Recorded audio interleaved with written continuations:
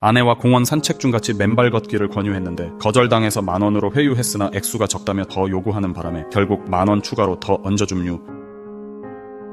영화 러브스토리의 한 장면, 아래 글은 민감한 법률 정보가 포함된 그림으로 법률 상식을 쌓는 참조용으로 활용하여 주시기 바라며 보다 자세한 내용은 꼭 법률 전문가와 상의하여 주시기 바랍니다. Love means never having to say you're sorry. 사랑은 미안하다고 말하는 게 아니에요. 유명한 영화 러브스토리에 나오는 명대사입니다. 1970년에 개봉한 영화라서 젊은 이웃분들은 못 보신 분들도 많으시리라 생각됩니다. 저도 중학교 때 우연히 주말의 명화라는 TV 프로그램을 통해 본 영화입니다. 꼭 한번 보시기를 추천해드리고요. 얼마 전 중년이 되어 다시 봤는데 아내 모르게 숨어서 눈물을 조금 훔쳤습니다. 여자 주인공이 25살이라는 나이에 백혈병으로 죽죠. 이 영화는 개봉 후 세계적으로 대히트를 치고 이 영화의 영향으로 이후 개봉된 대부분의 사랑 영화는 남자 주인공이 죽든지 여자 주인공이 사고나 병으로 죽습니다. 최루성 영화들이죠. 위 명대사가 나오는 장면은 이렇습니다. 남녀 주인공이 서로 의견 차이로 다투고 난 후 남자는 집을 나간 여자를 찾으려고 그녀가 갈 만한 곳을 모두 찾아다니지만 결국 못 찾고 집으로 돌아옵니다. 그런데 막상 집에 도착해보니 여자는 키를 잊어버린 채 추운 겨울비를 맞으며 집 앞에 불쌍하게 웅크리고 앉아있죠. 그때 남자가 여자에게 다가가서 미안하다고 말하자 여자는 사랑이 가득한 눈빛으로 남자에게 사랑은 미안하다고 말하는 게 아니야라고 말을 합니다. 콩글리시로 Love is not to say I am sorry로 잘못 알려지기도 했는데 원어는 Love means never having to say you're sorry 입니다. 사랑하는 사이에는 미안하다고 말할 필요가 없다는 거죠. 미안하다는 말은 사랑하지 않는 남들끼리 하는 얘기지 사랑하는 사람끼리는 싸움도 사랑하기 때문에 싸우는 것이기에 미안해 할 필요가 없다는 거죠. 그런데 부부가 사랑해서 결혼했는데 정말 미워서 싸우기 시작하고 또 그 싸움이 잦고 결국 해결책을 못 찾는다면 사랑 영화처럼 일방이 사망하는 게 아니라 결국 혼인이 사망하게 됩니다. 그리고 일방은 다른 일방의 재산을 뺏기 위해 두 가지 카드를 커내게 되는데 오늘의 주제인 위자료와 재산 분할입니다. 위자료는 원래 법률 용어는 아닙니다. 법률 용어로 굳이 표현하자면 일종의 손해배상액이라고 보면 됩니다. 사전적 의미로는 정신적 고통과 재산 외의 손해에 대한 배상이죠. 예를 들면 이혼 사유의 대표적 하나인 배우자의 부정행위 경우에 너가 바람피는 바람에 내가 너무 스트레스를 받았으니 미안하다는 말은 필요 없고 이혼하고 정신적 상처에 대한 보상으로 돈을 달라 이런 뜻이죠.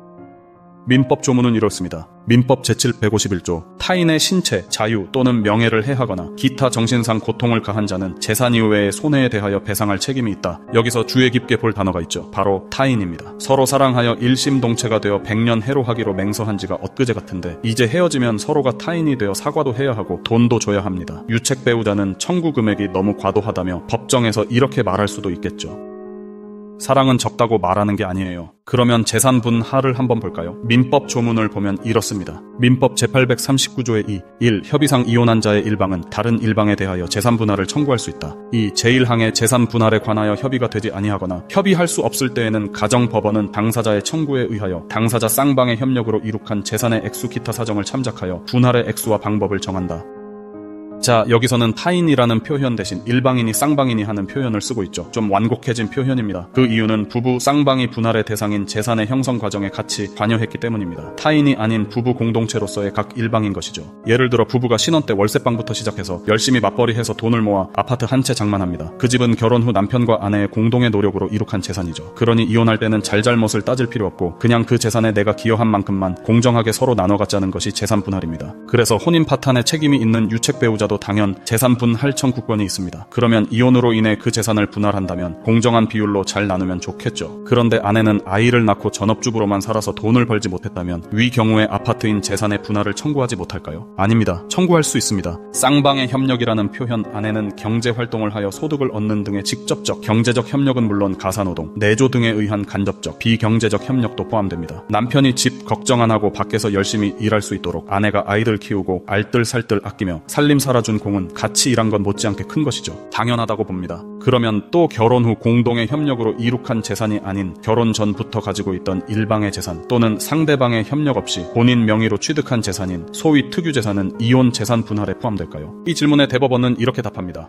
특유재산은 원칙적으로 재산 분할의 대상이 되지 아니하나 이러한 재산이라도 다른 한쪽 배우자가 적극적으로 그 특유재산의 유지에 협력하여 감소를 방지하였거나 증식에 협력한 경우에는 분할의 대상이 될 수 있다. 대법원 1993 5. 25 선고 92무 500일 판결 등 재산 분할은 원칙적으로 협의로 약정하고 재산이 부동산인 경우에는 반드시 법적으로 이혼을 한 후 약정된 서면을 부동산 소유권 이전 등기 어류에 첨부하여 등기를 신청하면 소유권을 이전받을 수 있고요. 아니면 처분하여 돈으로 나눌 수도 있습니다. 부부 공유로 되어 있는 경우에는 일방에 자기 지분을 넘겨주는 방법도 있습니다. 말 그대로 협의이기 때문에 재판까지 가지 않고 자유롭게 분할 방법을 정하면 되는 것이죠. 그런데 재산 형성 기여도는 완전 무시하고 터무니없이 적게 주려 하거나 이미 식어버린 사랑을 들먹이며 사랑은 적다고 말하는 게 아니야라며 주는 대로 받아라 라고 하면 정당한 자기의 지분을 찾기 위해 결국 가정법원에 소송을 제기하면 됩니다. 재산분 할청구권은 이혼한 날부터 2년이 경과한 때에는 소멸하고 통상 이혼 소송을 하면서 병합하여 같이 청구하는 경우도 많습니다. 보다 자세한 내용은 다음에 또 다루기로 하죠. 깊이 들어가면 더 알쏭달쏭한 것들이 많습니다. 근데 오늘의 주제는 아내가 한번 올려보라고 해서 사실 올리는 겁니다. 저 별일 없겠죠.